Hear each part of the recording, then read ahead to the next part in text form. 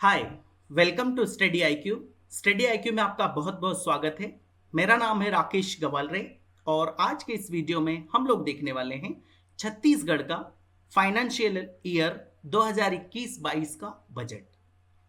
उसका ये first part है और इसमें हम मेनली फोकस करेंगे बजट को समझने की और उसके जो बड़े बड़े आंकड़े हैं जैसे मैक्रो लेवल पे जो आंकड़े हैं उनको देखने की कोशिश करेंगे। और इसका जो सेकंड पार्ट होगा उसमें हम राज्य में कौन से डेवलपमेंट के लिए योजनाएं चलाई जा रही हैं, उनको कितनी फंडिंग दी गई है, ये सारी चीजें हम उसके सेकंड पार्ट में देखेंगे। तो आइए स्टार्ट करते हैं। पहला क्वेश्चन आपके सामने है, 2021-22 के लिए छत्तीसगढ़ का सकल राज्य घरेलू उत्पाद यानी जीएसडीपी अनुमानित है। तो एक तो आपको जीडीपी पता होगा, ग्रॉस डोमेस्टिक प्रोडक्ट। अगर किसी देश की बात करें तो उसका जीडीपी होता है और अगर किसी राज्य की बात करेंगे तो वो होगा जीएसडीपी। जीएसडीपी मींस क्या? Gross state domestic product. जैसे हमारे छत्तीसगढ़ का जीएसडीपी होगा, महाराष्ट्र का जीएसडीपी होगा और भी जितने सारे राज्य हैं उनका जीएसडीपी होगा। अगर चाइना की बात करेंगे जीडीपी होगा, जापान की बात करेंगे जीडीपी होगा। बट अगर उसमें उसका सब पार्ट है, जीडीपी का सब पार्ट है, जैसे कि हमारा छत्तीसगढ़, वो भारत का सब पार्ट है, तो उसे हम कंसिडर करेंगे या उसे कहा जाता है जीएसडीपी। तो हमारे छत्तीसगढ़ का जीएसडीपी 2021-22 के लिए कितना रहने का अनुमान है? तो इसका आंसर है 3,83,098 करोड़ रुपए का। इतना जीएसडीपी होने की उम्मीद है। याद रखना, जीडीपी और जीडीपी ग्रोथ रेट में बड़ा डिफरेंस होता है। ज्यादातर लोग उसको एक ही समझ जाते हैं, जीडीपी और जीडीपी ग्रोथ रेट, ये दोनों अलग अलग चीजें होती है। जैसे मान लीजिए 100 रुपीज का गुड्स एंड सर्विस प्रोड्यूस किया एक नेशन ने एक साल में, अगले साल कितने का हो गया? 105 का। तो जीडीपी अभी कितने की थी? 100 की, और अब जीडीपी कितने की हो गई? 105 की। बट जीडीपी ग्रोथ रेट कितनी होगी? तो वो होगी सिर्फ 5%। 100 से कितना हो गया? 105, तो 5% की बढ़ोतरी होगी। ऐसे ही जीएसडीपी और जीएसडीपी ग्रोथ रेट दोनों अलग अलग चीजें हैं। तो हमारा जीडीपी इस साल कितना रहने का अनुमान है? इतना रहने का अनुमान है। फिर हम बात करेंगे बजट की। तो बजट में आपको देखने को मिलता है क्या? एक तो होता है रिसिप्ट, सभी लोग जानते हैं, और दूसरा क्या होता है? एक्सपेंडिचर। एक्सपेंडिचर के भी पार्ट्स होते हैं, उन्हें भी हम आगे समझने की कोशिश करेंगे। बट अभी आपसे पूछा गया है कि टोटल एक्सपेंडिचर कितने करोड़ होने का अनुमान है। तो टोटल एक्सपेंडिचर हमारा होने का अनुमान है 1,02,483 करोड़ रुपए। इतना एक्सपेंडिचर हमारा होने का अनुमान है। हालांकि इसके भी पार्ट्स होते हैं, एक होता है रेवेन्यू एक्सपेंडिचर और दूसरा होता है कैपिटल एक्सपेंडिचर। इनको भी हम डिस्कस करेंगे। अगला क्वेश्चन देखिए। अब यहां पे वो सारी चीजें हम देखने की कोशिश करेंगे। 2021-22 के लिए कुल प्राप्तियां उधारी को छोड़कर डैश करोड़ रुपए की वृद्धि का अनुमान है। तो पहले तो आप समझिए ये बजट है, थोड़ा सा आप ध्यान लगाएंगे तो ये बिल्कुल सारी चीजें आपको अच्छी तरह से समझेंगे। और एक बार अगर आपको समझ में आ गया तो फिर बजट पढ़ने में, उसके स्टडी करने में आपको कोई ज़्यादा प्रॉब्लम नहीं होगी। नहीं तो कई बार हम बजट उठा के देखते हैं और कुछ समझता नहीं और फिर हम उसको रख देते हैं, इंटरेस्ट ही नहीं आता। देखिए, एक है क्या? रिसिप्ट, और एक क्या होता है? एक्सपेंडिचर। मैं आपको ये दोनों चीजें एक ही बार अच्छी तरह से समझाता हूं। आगे भी आएगा तो आगे भी हम समझने की कोशिश करेंगे। ये इसमें उधारी को छोड़कर क्या है और एक्सपेंडिचर में क्या होता है, ये सब हम समझने की कोशिश करते हैं। तो देखिए, अगर आपको मान लीजिए इनकम होना है, आपकी बात करिए, तो आपको इनकम ना 3 तरीके से हो सकती है। पहली, आपको एग्जाम देने के लिए जाना है, तो आपको पिताजी ने सुबह से 100 रुपए दे दिए, तो ये आपकी कौन सी रिसिप्ट होगी? ये होती है रेवेन्यू रिसिप्ट। आप समझना, इसे हम बात करेंगे। और क्योंकि इसके बदले में आपको कुछ देना नहीं होता है। जैसे मान लीजिए पिताजी ने 100 रुपए नहीं दी, तो आपने क्या किया? दोस्त से 50 रुपए उधार ले लिए। तो 50 रुपए आपको उधार तो मिल गए, बट इसके बदले में ये गया कि आपको दोस्त को वापस भी करना है। इसके अलावा हो सकता है वो इसके ऊपर इंटरेस्ट चार्ज करे। इंटरेस्ट चार्ज करेगा यानी इससे क्या हुआ? डेट जनरेट हुआ, और उसका इंटरेस्ट आप देंगे तो वो बहुत अच्छी बात नहीं है, क्योंकि इंटरेस्ट देना काफी नुकसानदायक होता है। अब अगर तीसरे की बात करें, मान लीजिए आपको दोस्त ने भी पैसे नहीं दिए, तो आपने क्या किया, अपनी घड़ी 75 रुपए में बेच दी, 75 रुपीज में। तो उससे आपको पैसा तो मिल गया, बट इससे क्या होगा, आपका जो असेट था वो रिड्यूस हो गया, क्योंकि आप घड़ी सिर्फ एक ही बार बेच सकते, बार बार नहीं बेच सकते, तो असेट रिड्यूस हुआ। यानी अगर देखा जाए तो सबसे अच्छी इनकम कौन सी होती है, सबसे अच्छी इनकम होती है सरकार की रेवेन्यू रिसिप्ट। जैसे सरकार को इनकम टैक्स से पैसा मिल गया, तो ये सबसे अच्छी इनकम हुई, क्योंकि उसके बदले में उसका कुछ जाने वाला नहीं, बाद में कभी लॉन्ग टर्म में उसका कोई इंटरेस्ट नहीं पे करना है, कुछ नहीं। मान लीजिए जीएसटी से सरकार को पैसा मिल गया, तो बाद में इसके बदले में कुछ भी नहीं जाएगा। तो रेवेन्यू रिसिप्ट वो रिसिप्ट होती है सरकार की जिसके बदले में उसका कुछ जाता नहीं है।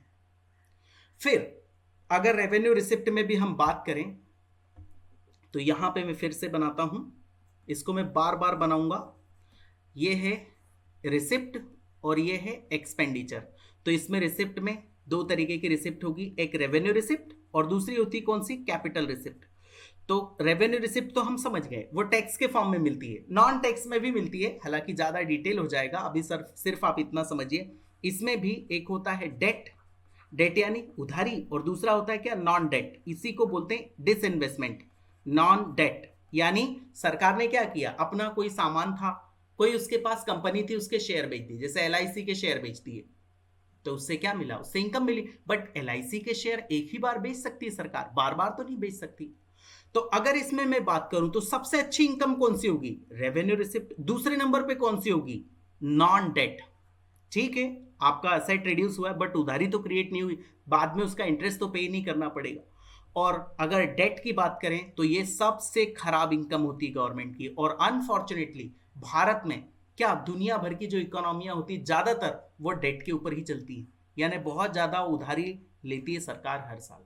पहले तो बहुत ज्यादा था, बट अभी थोड़ा सा एक उसके लिए रूल बना, और वो रूल की वजह से ये थोड़ा रिस्ट्रिक्ट हो गया, नहीं तो पहले बहुत डेट करती थी सरकार, उधार लेती थी। अब इसमें देखिए 21-22 के लिए कुल प्राप्तियां यानी टोटल रिसिप्ट, यहां पर अगर बात करें उधारी को छोड़कर, यानी ये वाले को छोड़कर, इसको छोड़कर डैश करोड़ की वृद्धि का अनुमान है, यानी डैश करोड़ रहने की उम्मीद है। तो ये है 79,645, इतना रहने की उम्मीद है। कौन सी वाली रिसिप्ट, उसमें रेवेन्यू रिसिप्ट होगी, और कौन सी रिसिप्ट होगी, कैपिटल रिसिप्ट तो होगी, बट वो नॉन डेट वाली होगी, उधारी वाली नहीं, क्योंकि डेट यानी क्या होता है, उधारी वाली। तो ये डेटा आपको पता होना चाहिए। फिर देखिए 2021-22 के लिए राज्य ने जीडीएसपी के डैश परसेंटेज के वित्तीय घाटे का लक्ष्य रखा है। फिस्कल डेफिसिट कितना परसेंट होगा जीएसडीपी का, तो वो रखा है कितना, 4.56%। अब इसमें भी कुछ इंटरेस्टिंग चीजें देखिए। पहले तो ये होता था कि सरकारें बहुत सारा उधार ले लेती थी और उसकी कोई लिमिट नहीं होती थी। बाद में सेंट्रल गवर्नमेंट ने इसका एक नियम बनाया कि आप क्या, अपनी जो जीडीपी है या जीएसडीपी, उसका आप सिर्फ 3% तक ही राजकोषीय घाटा यानी फिस्कल डेफिसिट रख सकते हैं। ये फिस्कल डेफिसिट में अभी आपको बता रहा हूं, अभी ये देख लीजिए, 3% तक ही रख सकते हैं। फिर आप सोच रहे होंगे कि इसमें कितना, 4.56% रखा। तो अब इस पैंडेमिक की वजह से सभी स्टेट गवर्नमेंट ने मोस्टली ये रिक्वेस्ट की थी सेंट्रल गवर्नमेंट से कि आप हमें, सिंस इस पैंडेमिक में पैसा नहीं है, तो ये फिस्कल डेफिसिट बढ़ाने की यानी ज्यादा उधार लेने की हमें छूट दीजिए इस साल में, क्योंकि ये तो पैंडेमिक काफी खराब सिचुएशन में।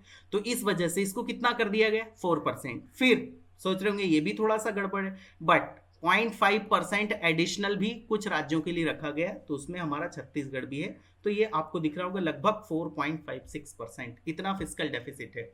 अब हम इसे समझते हैं, ये फिस्कल डेफिसिट और ये सारी चीजें क्या होती। फिर से थोड़ा सा ध्यान देंगे आप, यहां पे लिखा मैंने बजट, और यहां पे लिखा मैंने क्या, रिसिप्ट, और यहां पे क्या लिखा, एक्सपेंडिचर। तो रिसिप्ट तो हमने देख ली, 3 तरीके की होगी, रेवेन्यू रिसिप्ट और दूसरी कैपिटल रिसिप्ट, और उसमें एक होती है डेट और एक होती है नॉन डेट, ये CR, और एक होती है नॉन डेट। अब हम एक्सपेंडिचर के बारे में भी ऐसे ही बात करेंगे। तो एक्सपेंडिचर में अगर बात करें तो पहले तो हम टोटल एक्सपेंडिचर से इसको फिनिश करते हैं, किसको, फिस्कल डेफिसिट को, तो आपको ज्यादा इजी होगा। तो फिस्कल डेफिसिट क्या होता है, फिस्कल डेफिसिट होता है टोटल रिसिप्ट ये फॉर्मूला है विदाउट बोरोइंग, इसको याद कर लेना। Total receipt without borrowing minus total expenditure, यहां जगह नहीं बची इसलिए मैं इतना सा लिख देता हूं, माइनस टोटल एक्सपेंडिचर। समझिए छोटी सी चीज है, total receipt without borrowing, without borrowing short में लिखा, माइनस टोटल एक्सपेंडिचर। अब देखिए विदाउट बोरोइंग बोला, यानी आप कौन कौन सा पैसा मान सकते हैं इसमें, तो इसमें आप मानेंगे कौन सा, एक तो आपको जो रेवेन्यू रिसिप्ट हुई है वो, प्लस आपको जो पैसा मिला है किससे, नॉन डेट कैपिटल रिसिप्ट हुआ है, यानी non debt capital receipt minus total expenditure. अब इसको एग्जांपल से समझिए, मान लीजिए रेवेन्यू रिसिप्ट कितने का हुआ, 10 रुपए का, और नॉन डेट कैपिटल रिसिप्ट कितना मिला, 2 रुपए का, और एक्सपेंडिचर टोटल एक्सपेंडिचर कुल खर्चा कितने का बन गया, 15 रुपए का, तो ये कितना हुआ 12 माइनस 15, तो ये कितना हो जाएगा -3, और इसे कहा जाता है फिस्कल डेफिसिट। ये आपको उधार लेना होगा, तभी तो आपका इतना खर्चा चल पाएगा ना। आपने एक्सपेंडिचर तो बना दिया 15 रुपए का, आपकी टोटल इनकम कितनी हुई, वो सिर्फ 12 ही रुपए हुई। तो इनडायरेक्टली अगर बोला जाए तो ये एक तरीके से बजट डेफिसिट भी होता है, बट एग्जैक्टली सेम नहीं है। इसका फॉर्मूला है, ये फॉर्मूला आपको याद रखना है, क्या, total receipt without borrowing minus total expenditure.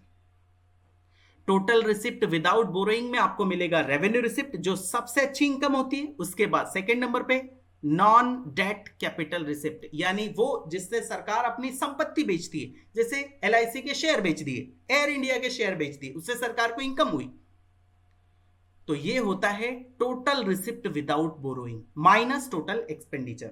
इसे कहा जाता है वित्तीय घाटा, यानी फिस्कल डेफिसिट। जो बचा हुआ पैसा है वो डेफिनेटली शुद्ध रूप से सरकार को वो उधार लेना पड़ेगा। फिर आप सोच रहे हो कि ठीक है ले लेने दीजिए उधार, तो सरकार किससे उधार लेगी, RBI से, रिजर्व बैंक ऑफ इंडिया से, या फिर वर्ल्ड बैंक से, और भी कोई फॉरेन कंट्री भी उधार दे दे।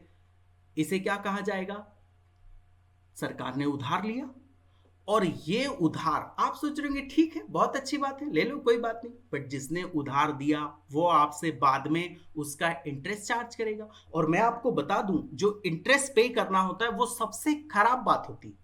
ऐसा समझो, आपने किसी से 1000 रुपए उधार लिए और आप उसको हर महीना 50 रुपए, सिर्फ 50 रुपए इंटरेस्ट पे कर रहे, तो ये अगर, और आपका जो कैपिटल है वो ऐसा कैसा बना हुआ, मान लीजिए थोड़ा बहुत कैपिटल भी जा रहा है, बट ये 50 रुपए आप इंटरेस्ट पे कर रहे हैं, तो ये तो एक वैसा ही पैसा है जो आपके किसी भी काम में नहीं आ रहा है, एकदम बेकार जा रहा है।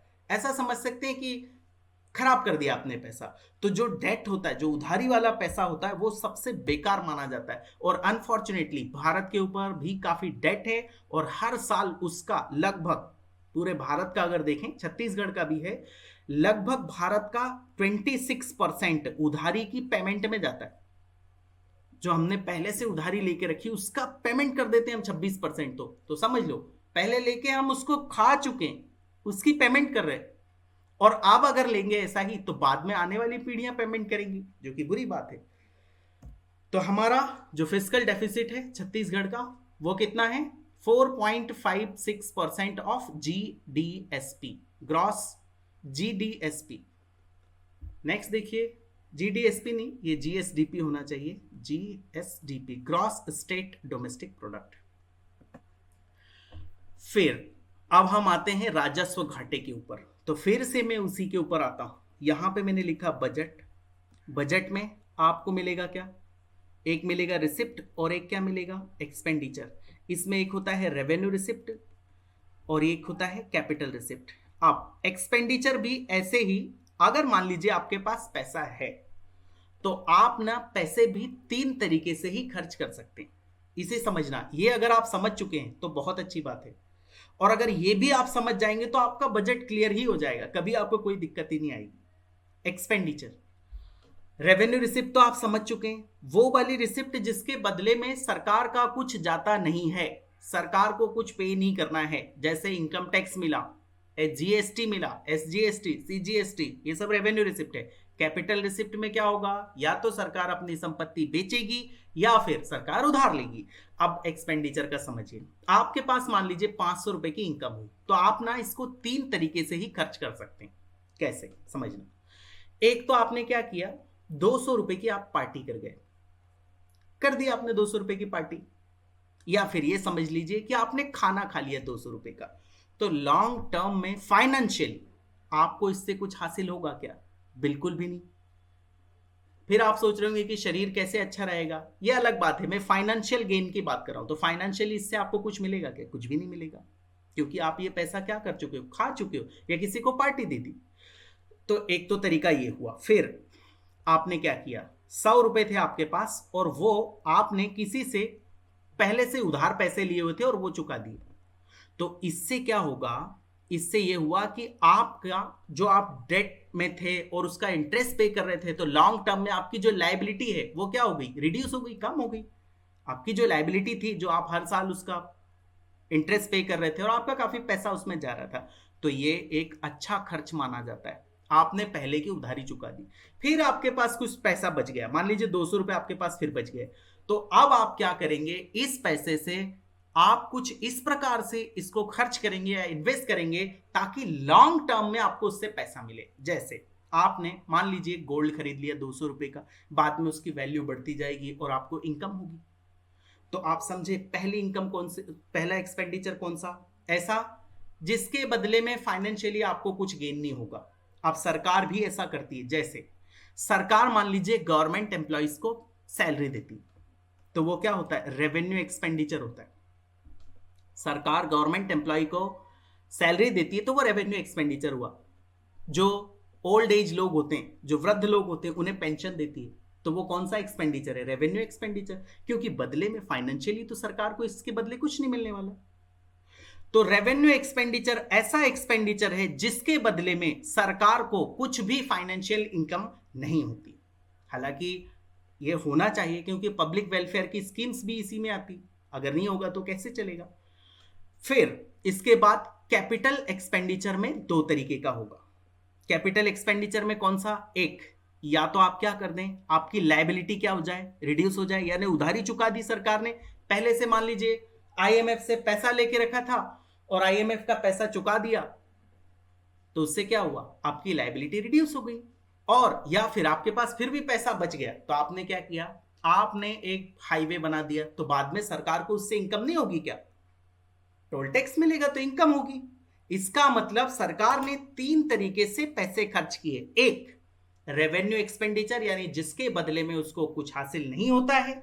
दूसरा, कैपिटल एक्सपेंडिचर में क्या होगा? या तो उसकी लायबिलिटी रिड्यूस होगी या फिर उसके असेट में इंक्रीमेंट होगा या इंक्रीज होगा। यह होता है कैपिटल एक्सपेंडिचर। आप इसको समझना। अगर आप इतना समझ गए तो फिर ये राजस्व घाटा बहुत आसान है। रेवेन्यू डेफिसिट क्या होगा? ये रेवेन्यू रिसिप्ट है, मान लीजिए 10 रुपए का रेवेन्यू रिसिप्ट था और रेवेन्यू एक्सपेंडिचर कितने का हुआ? 15 रुपए का। यानी आपको ऐसा वाला पैसा जिसके बदले में आपका कुछ नहीं गया वो 10 रुपए मिला, और ऐसा वाला खर्चा जिसके बदले में आपको कुछ हासिल नहीं होना है वो 15 रुपए है, तो आप 5 रुपए के डेफिसिट में। और सरप्लस में क्या होंगे? इसका उल्टा, मान लीजिए 15 रुपए का आपको रेवेन्यू रिसिप्ट था और 10 रुपए का रेवेन्यू एक्सपेंडिचर हुआ, तो आप 5 रुपए क्या है? सरप्लस में। और मान लीजिए ये भी 10 है, ये भी 10 है, तो ये क्या होगा? Balance revenue. तो इसको देखिए, बजट 2021-22 में डैश करोड़ रुपए का राजस्व घाटा जीएसडीपी का, याद रखना जीएसडीपी का कितना? 0.97% हुआ है। तो वो उसका अगर आंकड़ा देखा जाए तो कितने करोड़ है? वो 3,702 करोड़ रुपए का राजस्व घाटा है सरकार का। रेवेन्यू डेफिसिट अब आप समझ गए होंगे। फिस्कल डेफिसिट ये आपने देखा, रेवेन्यू डेफिसिट और बजट डेफिसिट, ये तीनों अलग अलग चीजें हैं। बजट डेफिसिट की बात करें तो सिंपल वो ये होता है, जैसे 5 रुपए की इनकम हुई और 10 रुपए का एक्सपेंडिचर, तो 5 रुपए का बजट डेफिसिट। फिस्कल डेफिसिट क्या? Total receipt without borrowing minus total expenditure, ये फिस्कल डेफिसिट होता है। रेवेन्यू डेफिसिट क्या? Total revenue receipt minus total revenue expenditure. Budget deficit में आपको बता चुका हूं, तो ये होगा कितना? 3,702 करोड़ का हमने रखा है राजस्व घाटा इस साल के लिए, रेवेन्यू डेफिसिट। फिर यहां पर ये तो अब बहुत इजी हो जाती है, अगर आपने अभी तक ध्यान से सुना तो ये फिर बहुत इजी ही चीजें। व्यय, एक्सपेंडिचर का भुगतान किया जाना प्रस्तावित है, तो किस तरह से एक्सपेंडिचर प्रस्तावित होगा? तो इसमें है 79,645 करोड़ रुपए बिना किसी बोरोइंग से, यानी इसमें उधारी नहीं है। और उधारी कितनी लेनी पड़ेगी हमें? 18,077.6 करोड़ रुपए का उधार, अर्थात ये हमें बोरोइंग से पे करना है। ये टोटल हमारा एक्सपेंडिचर है। ये नॉन डेट है, यानी ये हमारे रिसोर्सेज से है, और ये उधारी है जिसका बाद में हमें क्या चुकाना होगा, इंटरेस्ट पे करना होगा।